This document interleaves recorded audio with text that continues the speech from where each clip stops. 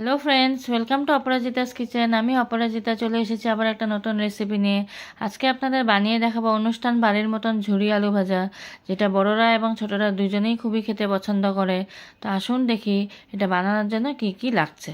তো প্রথমেই তিনটা আলু আমি খোসা ছাড়িয়ে নিয়েছি, ভালো করে জল দিয়ে ধুয়ে নিয়েছি। তারপর এখানে একটা আমি গ্রেটার নিয়ে নিয়েছি, এরকম এই বড় সাইডটা দিয়ে আমি এখন এইভাবে গ্রেট করে নেব। তো গ্রেটটা করার সময় এরকমভাবে লম্বা লম্বা করে করবেন, তাহলে আমাদের আলুর যে এইটা যে বেরিয়ে আসবে ঝুরি আলু ভাজার, এটাও লম্বা লম্বা করেই আসবে। তো এইভাবে লম্বা লম্বা করে আপনারা গ্রেট করে নিতে হবে। তো আমি এইভাবে গ্রেট করে নিয়েছি লম্বা লম্বা করে।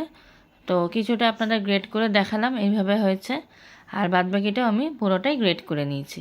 গ্রেট করে নেওয়ার পর তারপর আমি এটা ভালো করে জল দিয়ে ধুয়ে নেব।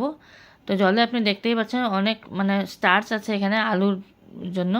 তো এইভাবে আমি দুবার তিনবার করে জলটা ধুয়ে নিয়েছিলাম। ফাইনালি এটা 4 নম্বর বার আমি আলুটা জল দিয়ে ধুয়ে নিচ্ছি, তাও একটু জলটা পরিষ্কার লাগছে এখন।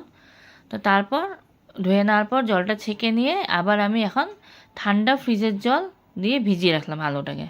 প্রায় 15 মিনিট এটাকে এখন আমি ভিজিয়ে রাখবো এইভাবে। 15 মিনিট ভিজিয়ে রাখার পর আপনাদের আমি দেখাচ্ছি। তো 15 মিনিট হয়ে গেছে, তারপর আমি এইভাবে আলুগুলো জল থেকে ছেঁকে ছেঁকে উঠিয়ে রাখবো। জলটাকে চিপে পুরো চিপে নেবো, জলটাকে চিপে আমি এইভাবে রাখবো। তো এইভাবে পুরো প্রসেসটা আমি করে নিয়েছি। তো করে নেওয়ার পর উল্টা দিকে আমি তেল গরম করতে বসিয়ে দিয়েছিলাম। তো রিফাইন্ড অয়েল গরম করে নিয়েছি পরিমাণ মতন, গরম করে এই ছেঁকে রাখা আলু ভাজাগুলোকে আমি তেলে গরম করতে দিয়েছি। ভাজা হয়ে যাওয়ার পর আমি এক রাউন্ড নামিয়ে নিয়েছি। এটা সেকেন্ড রাউন্ড আবার আমি বসিয়েছি, কিন্তু মনে রাখবেন মিডিয়াম ফ্লেমে রাখবেন। তো এইভাবে পুরো ব্যাচটা আমার ফ্রাই করা হয়ে গেছে। তো পুরো ব্যাচটা ফ্রাই করা হয়ে যাওয়ার পর কয়েকটা লাল বাদাম আমি ভেজে নিলাম।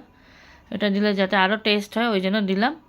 আর দিয়েছি হলো কয়েকটা কারি পাতা। তো ঝুরি আলু ভাজা আজকে রেডি। তো লাস্টে দেব হলো একটু নুন। নুনটা আপনারা দেবেন পরিমাণ মতন, যতটুকু খান সেই হিসাবে দেবেন। তো আজকে আপনারা দেখতেই পাচ্ছেন কতটা ক্রিস্পি হয়েছে আমার এই ঝুরি আলু ভাজাটা। এটা হাত দিয়ে চিপলে বোঝা যাচ্ছে খুবই ক্রিস্পি হয়েছে। তো এইভাবে আপনারা অবশ্যই বাড়িতে বানান। লাইক করবেন, আর যদি ভালো লেগে থাকে অবশ্যই একটা কমেন্ট করবেন কেমন লাগলো। আর যারা নতুন দেখছো অবশ্যই সাবস্ক্রাইব করো, আর পাশে বেল আইকনটা প্রেস করে দিও সব নোটিফিকেশানস পাওয়ার জন্য। আজকের জন্য ধন্যবাদ।